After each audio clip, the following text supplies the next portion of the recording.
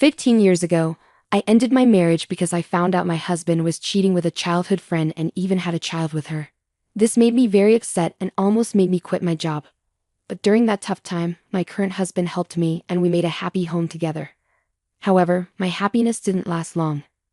Recently, I saw my ex-husband for the first time in 15 years.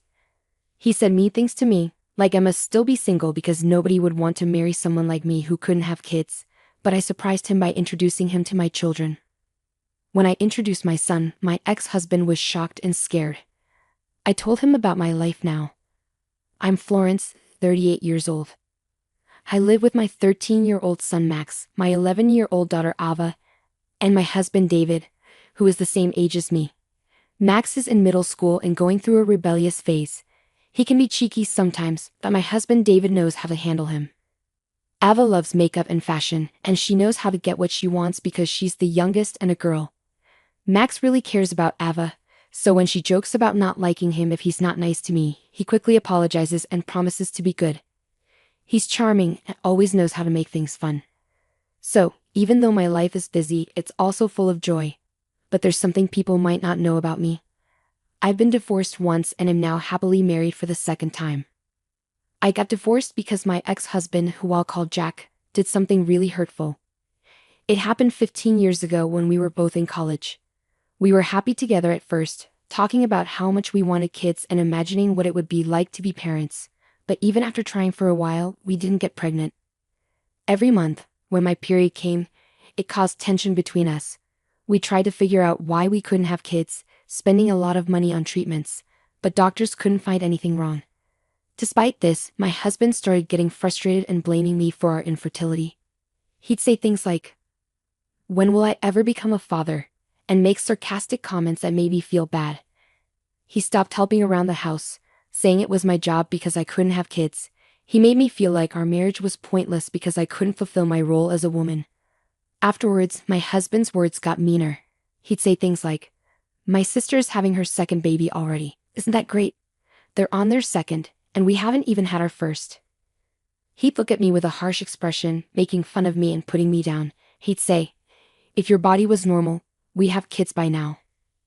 I'd try to defend myself, saying we didn't know the reason for our infertility yet, but he'd just say, "It's always the woman's fault for not having babies.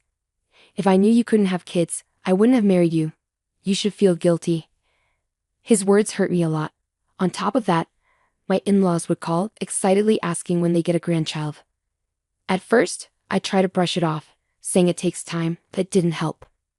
My mother-in-law started blaming me, saying I was useless for not having kids yet, especially since my sister-in-law had kids so easily. The pressure from them was overwhelming. One day, my friend Daisy invited me out. Jack, my ex-husband, had been busy with work, so he wasn't around much.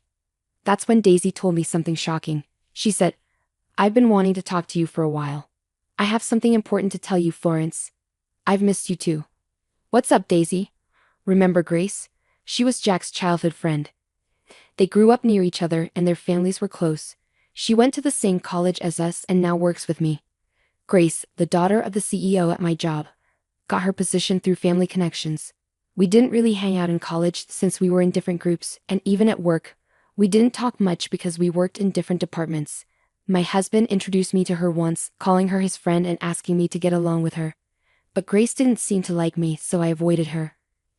Daisy, my friend, told me something surprising about Grace. She said, "I think your husband and Grace are having an affair." I couldn't believe it. Daisy had seen them holding hands, not just like friends. "Are you sure?" I asked. "I think you should find out more," Daisy said, offering to help me talk about it. I had suspected Jack was cheating. He'd always come home late, saying he had to work more. He was never around on weekends, busy entertaining clients. Even though I had a feeling, I tried to ignore it.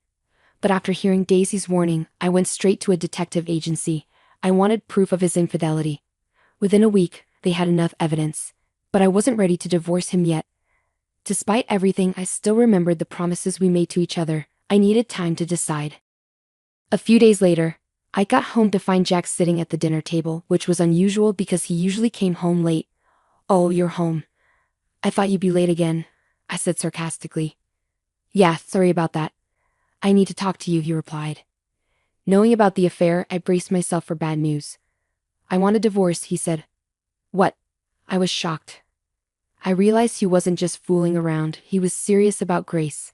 "Grace is pregnant. I'm going to marry her," he added. I couldn't believe it. He had always said Grace was just a friend. Jack didn't seem to think he did anything wrong. He even said, "My mom wants me to divorce you. She thinks Grace is better because she's prettier and can have kids." Hearing this hurt a lot. Tears filled my eyes as Jack left, saying he was going back to Grace. I was too hurt to stop him. Later, I got divorce papers in the mail, with a note from Grace asking me to divorce Jack. It felt like a slap in the face. I wanted to say, "No. You're the one who took my husband." But I realized arguing wouldn't change anything. I was left with so many questions. Why was I being blamed? I couldn't just accept the divorce quietly. Determined to stand up for myself, I used the evidence I gathered from the detective agency to start divorce mediation. A few days after filing, I got a call from an unknown number. When I answered, I heard Grace, Jack's mistress, yelling at me. She was furious that I had started a lawsuit. I calmly explained that it was the right thing to do given the situation and that I knew about her inappropriate behavior. She demanded compensation, even though she was pregnant. Her harsh words hurt me deeply. I told her we could discuss everything officially during the divorce mediation. In the mediation, the court recognized Jack and Lee's relationship as infidelity based on the evidence. Jack tried to blame my infertility. The court didn't buy it because there was no proof of my infertility within just a year of marriage. In the end, I received $220,000 as alimony from Jack and $110,000 from Grace.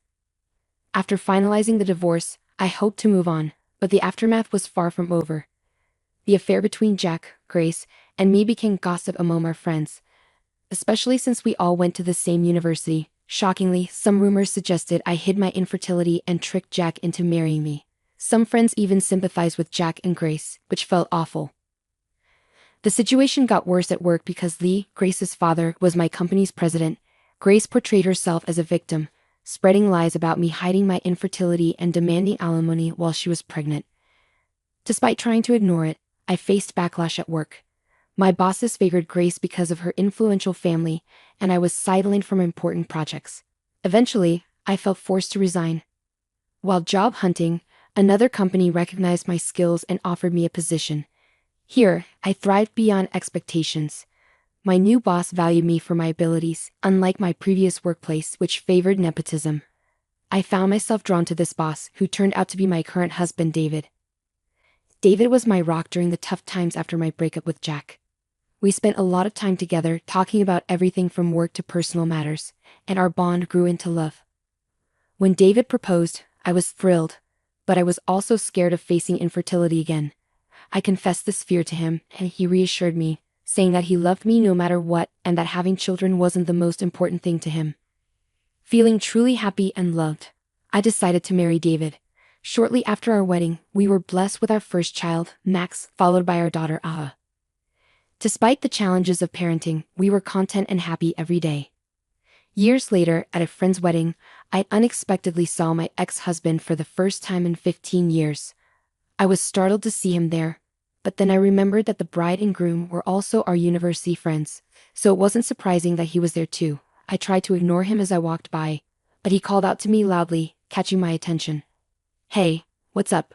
Jack said loudly, possibly drunk, as he spoke to me. "Surprised to see you here, it's been a while.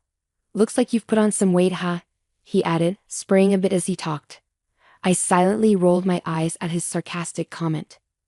Then Jack called over his family, including Grace and her son. Grace laughed when she saw me and joked, "Wow, it's been ages. Have you been stress eating? You've gained some weight, huh? Life's been a roller coaster, hasn't it? And still no luck with having kids, right? Tough luck, huh?" Their rude comments left me speechless with shock. Then I noticed Grace's son blushing and looking down with embarrassment. He was quite handsome. I realized I hadn't introduced him yet. "This is my son," Grace proudly announced. "He's cute, right? Takes after me. And he's not just good looking, he's really smart too, a little genius. Looks like we're the only ones happy here, huh?" Jack and Grace laughed, proudly showing off their son. But I noticed something off about their son's expression. He seemed uncomfortable with his parents' behavior, growing increasingly dissatisfied with their mocking attitude. He must be a kind-hearted child, I thought to myself. But I didn't have time for them. Just as I was about to leave, Jack grabbed my arm tightly. You divorced me because of infertility, yet you took money from us, he said, still holding onto a grudge from 15 years ago. Then Grace chimed in, yeah, you're infertile and single. Why do you need money? Families like us with children need it more. Give us back double the money you took. Their selfishness stunned me. Suddenly, Jack's son spoke up, pointing out, single means unmarried, right? But she's wearing a wedding ring on her left hand. Everyone's attention turned to my left hand, where I wore a wedding ring. Jack and Grace stared in shock. You're married? They exclaimed loudly, causing a scene. Feeling embarrassed by the scene Jack and Grace caused, I was unsure what to do. Suddenly, my son Max and daughter Ava appeared, concerned about my lateness. Ava, always outspoken, was joined by Max, who rarely spoke up so boldly. Mom, you're late, and you have kids? Max asked, surprising me with his directness. Yes, I do. Let me introduce them. This is my son Max and my daughter Ava. Jack and Grace were shocked to see the children of the woman they thought couldn't have kids. Grace looked closely at my son, and after a moment, they began to speak in a more mature tone, though their voices sounded strained. They seemed curious about Max's uniform. He came straight from school with my husband, so he's still in his uniform. And yes, he goes to that famous private middle school, I explained. Max worked hard and wanted to try for it, so we let him take the exam. He passed and has been attending since this year. Indeed, Max excelled academically and was enrolled in a prestigious local school. No way, he can't be your son, my daughter exclaimed, joining the conversation. She plans to take the same school's exam next year, I added proudly. Yeah, and Max is amazing. He won a violin contest, Ava chimed in. Violin? I thought I recognized him. He was on TV recently, Grace exclaimed. Oh, you saw that? Yes, he's been getting quite a bit of media attention lately. He was coming back from violin practice today, I explained. Grace and my ex-husband were speechless. You were supposed to be infertile. How could you have children like this? Jack protested. We're all happy now, and that's what matters. Let's not involve each other anymore, I said firmly, ready to leave with my kids. Just then, my husband David arrived. Jack's face went pale at the sight of him. Is your husband by any chance the young Mr. Lopes who became the president of Resident last year? Jack asked, recognizing David. Indeed, David was the president of a company that had ties with Grace's father's firm. I had switched jobs and met David there. Last year, he was appointed as the president of the company, recommended by the then president. Ah, I'm Lopez. My husband introduced himself, confused by the tense atmosphere. Sensing the tension, Max explained. We heard these people calling Mom infertile and fat. So, Ava and I came to help her out. I realized they must have overheard my ex-husband and his wife insulting me earlier. My husband's expression hardened as he realized the situation. I heard rumors, but I didn't expect a lack of decency, he said firmly.